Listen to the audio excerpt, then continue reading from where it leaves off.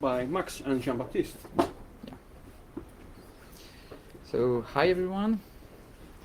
We're gonna present you all the work that have been done to make Faro running on embedded systems. I am Max Maton. I'm working in the AirMod team as a PhD student, and I work on DSU, that is Dynamic Software Update. It's very far away from the presentation, and all the work we're gonna present is Jean-Baptiste's work, but it's quite good stuff. So the presentation will follow this roadmap. We're gonna start with the demos, so you can start to play with the Raspberry Pi while we are doing the presentation if you want. And well, of course I will explain the demo and how it works, and then we're gonna do a quick update on the different status of Faro on the different embedded systems. Well, for the demo we have a Raspberry Pi, which is here, and on the GPIOs we have plugged a Piglo. That is more or less just a couple of LEDs to see what is emitted on the GPIOs. That's just to prove that there is an interaction between the software Faro and the hardware part. So on top of the Raspberry Pi we make Faro run.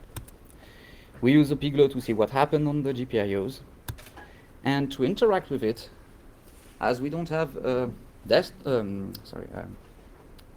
screen and a keyboard, we use Seaside, which is a web server application. And so we can interact with it dynamically and even use all the benefits of having a live code environment on the Raspberry. So I'm gonna show you that. Up. So this is a simple counter that runs on the Raspberry Pi. And if I try to interact with it by incrementing it, you can see that the LEDs are turning on or turning off dynamically. It's basically a binary counter displayed on the different LED. So I can even use as I said, the benefit of being in a live environment to get directly an access to the Faro image and execute code right here, just like in a normal Faro way to do it, a Smalltalk way to do it. So here, for example, if I try to run an example of the wiring P binding, I can execute it, and it's automatically doing this nice little thing with the LEDs.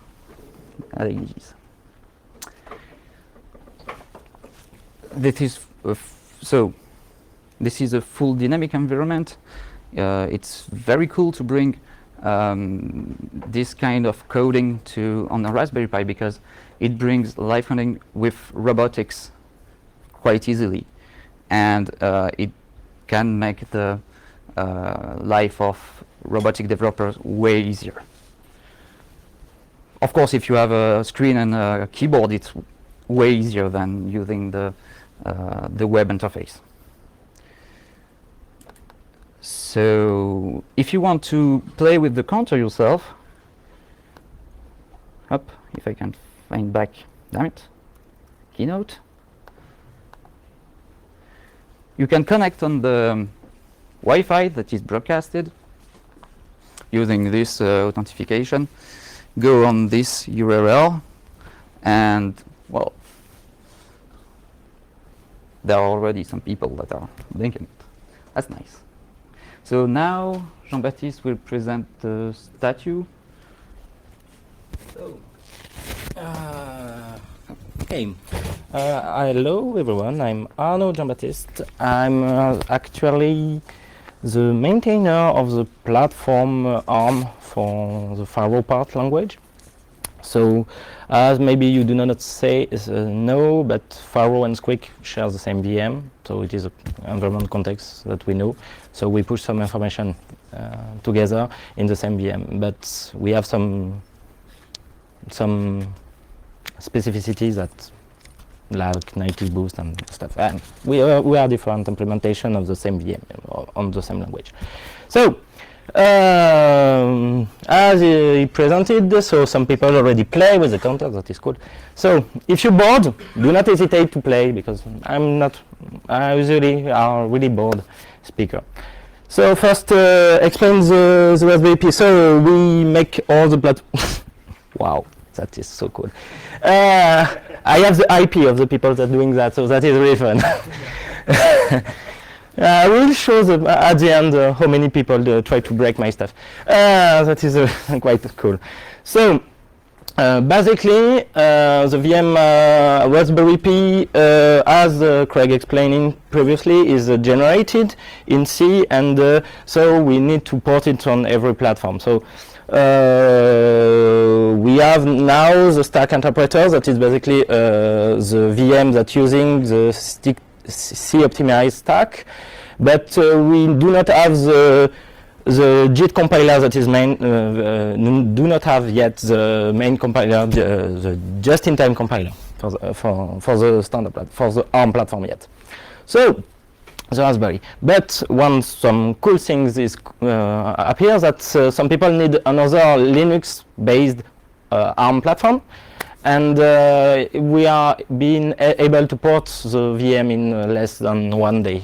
So it was just a couple of fixing, and it was so cool. So the platform was Amadeus, doing by the car team. They're doing robotic stuff. It's cool.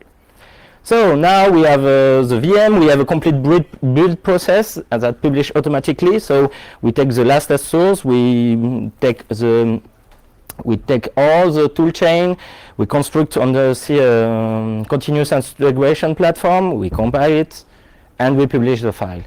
In addition, we have integrated slowly all the integration and the relationship with the OS. So OS process have been integrated. We have integrated the FFI stuff. So you can use with the GPIO, no, like that. And yeah, we integrate the GPIO support, obviously. So now you can beginning to bring the software and the high-level software that the Smalltalk language provide to the hardware using direct manipulation, general input, output. So what is now in progress? We want to, because now all the test server are the physical slaves, so that are a big constraint, in fact, because that means if you have a problem, you need to move and take a keyboard and the screen, and you cannot easily reboot it. You need to reconstruct manually. It is really, really boring. So we study the way to simulate everything, and we have already a prototype that's working. So using QEMU that generate everything and run the test on the completely virtualized slave. So that is quite cool, because we can from scratch reset everything, have a T0 state, and retest all the chain at the end. So because for now, if we want to do a T0 each update of Raspberry, we need to update the slave, we need to take care, and that taking time, that taking a lot of manpower, and we want to lighter that. So another project is we try to make Faro lighter for embedded and more specialized for embedded, because embedded have some different constraints. You do not have the same CPU capacity, you do not have the same memory, so we try to enhance the way, and you do not have also every time a UI, and you cannot modify the image using only C-side or web server application. So like we do like that here, but it is heavy, so we try to make that lighter, and that is a bootstrap project, part of the bootstrap project made by Guillermo Polito. So we plan now to have a UFFI, so more unified FFI depending on the platform. So you will redo that and maybe think about integrated low code, I think. Yeah, low code. So that is basically a assembly generator. So we will see, we study the possibility to generate directly ARM from the higher level of the language. So in addition, the JIT compiler is actually developed by Timor-Lage for ARM. And I do not know the statute, but the last time I see it was good advance. Yeah, it was closed a couple of months. So we will have the same JIT compiler as the standard main VM. So that are some useful link if you want to play with Pharo on Raspbian. So that is the link where you get the last SVM that is compiled, and that is where you can find the source of the main Pharo repository if you want to extend it using the CI environment and everything. Okay, and now let's explain a little bit the statue of Android. So for just the record, there are a cool project Android that's working some years ago, but it was not updated anymore because we do not have people that run it, and and the CI was the VM was based on the fork, so it was not updated from the Pharo from the Smalltalk Swig Pharo unit from the redo it. So it was not. It was a fork, so an update in the mainstream do not occur. We need to have a specific people that maintain the Android branch. So here now the objective was to we basically Android, it is a sandboxing Unix with some specificity. So let's just take the Unix source and make some specificity appear in the Unix source, and after generate from the Unix source and do some small modification to just make it run. So basically it ran. That is 3.0 with event and everything. Wow, that's cool. 3.0. So show me good. what? Yeah.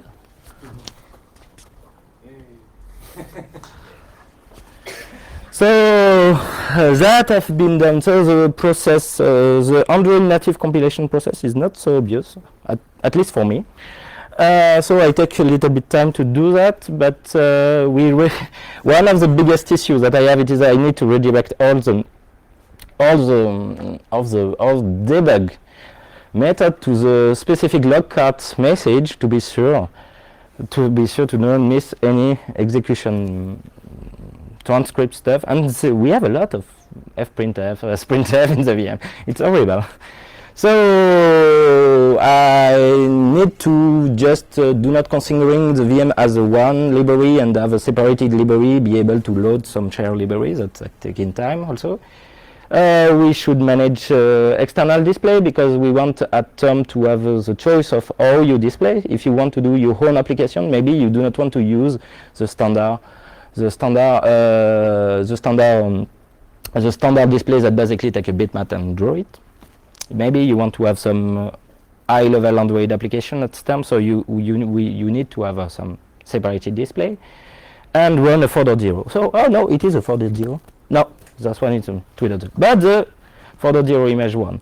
Also, we done now we're managing all the events. The gesture, it's a little bit blah, but work exactly as the whole version, but we need to think about how manage better the gesture and have a better connection with the Android gesture, because Android provide a really good high-level framework for managing gesture.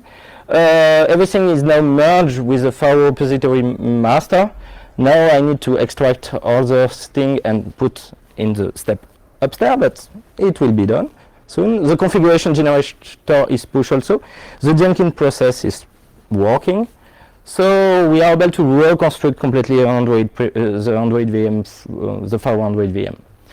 Now what we need to have a set of Android primitives to control the VM, the appearing of disappearing of the keyboard, and by example some cool features like I want to have a force an update or call this kind of primitive upstairs. No, we need as the people do not want to just play with the language, they want to do application, so we need to to refine the way that we package everything, to provide a high-level UI using Android. So basically now we just have a proof of concept. Okay, the VM run. We can use the UI of Faro, but now that can be cool because we need to use all the Android infrastructure upstairs. So now it is a good plan, beginning to play with that. So basically it is all. If you are If you are interested, we can show you some Android demo, how that work and everything at term, but as it's hard to show that in presentation, I guess we will do that in private if you are interested. So that was nice. So thank you, and if you have any question. Yeah. Maybe just one. Is the VM limited to Raspberry Pi, or will it generate on all advanced platforms? We do not generate. In fact, for now we. Repeat the question, please. So, okay. No, the is not completely limited to. We have some limitation on. Okay. What was the question? The question was if the VM is limited to only Raspberry Pi platform, or if all ARM platform is managed. In fact, it's not limited, but it is. I know there are RISC-OS VMs that running, but basically the Raspberry Pi VM that in the way that we compile is basically compatible with most of the Linux ARM platform. We port the. In fact, it is just after the dynamic library problem. We port that on Amadeus. That is a Amadeus. Yeah, it is that. Yeah, Amadeus. Amadeus. It is a platform using in robotic, I guess. Yes. Yeah, using in robotic, it is a ARM Arch Linux, running on Arch Linux. I cannot remember. And well, we can check after. And basically, it was ported in one day, just changing the leaking of one library, and it was perfectly working. And some people using it now. Yeah. So basically, Yeah. if it's a compatible platform to Raspberry Pi, let's say ARM v6, running on Linux, then it should work. Yeah, Yes. it should work. Yeah. Thanks. Yeah. There are different ARM platforms. Does that work on all different ARM platforms? What do you mean, the version? Well, did he have a V6, V7? V7 is retro-compatible to V6. Now it is I just all the Jenkins process is just compiled on V6, if I remember well. Yeah, on the Raspberry. On the Raspberry, yeah, it is a V6. So it is a V6, but V7 is retro-compatible, if I remember. Yeah, it is because No, I don't think. no. Oh, That's the magic of having a new computer. Yosemite magic. Very Do you need more power? No, it is just when he go to sleep, he make 10-20 seconds. So basically it should be retro-compatible, but I think we can enhance performance if we do a specialized byte for ArchV V7. In fact, we can optimize, in fact, the compilation process, but we need to do it. But it is retro-compatible. That work, That's work. but we can do better. Yeah. Did you implement all the I/O of the Raspberry Pi, just like Not all the GPIO. For now, we implement in fact the GPIO control using a library called WiringP, and we basically in fact try to just completely implement the access from the library. So it seems that we can read, we can write, obviously. WiringP propose some specialized binding for example Piglo, and we basically at term what we want it is to push everything from WiringP. So if WiringP the C library WiringP manage that, I think it is pretty complete. We will manage it, so it should be good. And you can always manipulate it by hand. If you are by manipulate directly the file, open it from Faro, you can do it. You just do sudo and manipulate the file. It's a little bit, but yeah, basically yes. Okay. And it is easy enough about, for example, if I want to have a complete environment, I mean that all Windows that I have in my computer, no, Yeah. Connected to Raspberry Pi, I can have everything, or just one window.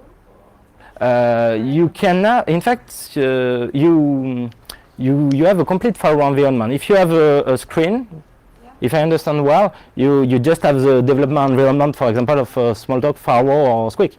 Basically, yes, because that's running. Let's say you just plug it, the Raspberry Pi that work. It is a little bit slow because it is a Raspberry, but that work. You have a complete environment, in fact. All Windows. Yeah. Just like You can manipulate it. complete firewall Yeah. environment. Yeah. The only thing that missing previously, it was initially we have native boost in the x86 platform, and we do not have it ported in ARM platform. But now we replace it slowly by the threaded FFI, and you cannot generate ARM assembly. It's not a really common use, but some people want it. So for now, you can use, in fact, firewall image. Standard firewall image. But the performance is not that. Not the performance, especially the UI. It's not. But in fact, is not for developing. It is really slow. I do some bug fix, and it is really a pain for developing. But for running code, it's really enough. I mean, C-side run well. System run very well, but there are also some remote debugging solutions that are developed for Faro. So maybe combining this remote debugging solution with the Raspberry Pi might be a very good way to develop. So I repeat for the mic. Max explained that there are some remote debugging solutions that exist, and that is pretty advanced. No. I really don't know that. I know there are projects. There are projects that existing for remote debugging for robotics. So I think you can find. But the best way to work with, you develop first in firewall. Yes. On the Linux platform, Yes, and after that you migrate the image, and basically it is the same VM that the Linux one. The only thing that changed it is you cannot generate assembly. That is not current use. load after that to your Yeah. Raspberry Pi. It is what we recommend usually to people. Some people ask for that, and they develop on Unix platform, and just copy the image, and that will work perfectly. Oh, You're welcome. Yeah. Final question on wiring pi. Do you use the native GPIO ordering of wiring pi, or do you make a layer on top of it using the GPIO ordering of Raspberry? Wait. Can you speak louder, please? So you ask me if I hear well, but I'm not sure. I try to do some inference. I try to answer. So you ask me if I'm using directly all the GPIO. I do not get it. It's about the order of GPIO in and outputs.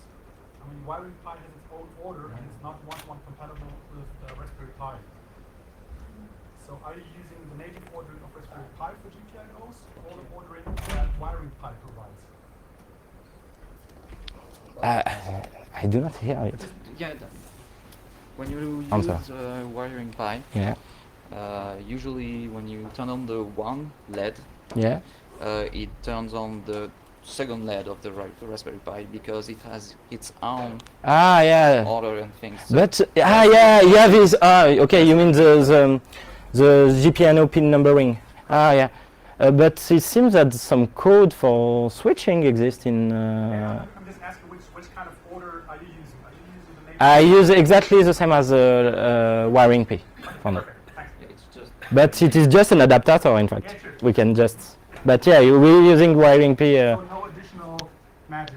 Yeah. Thank you very much. Thank you.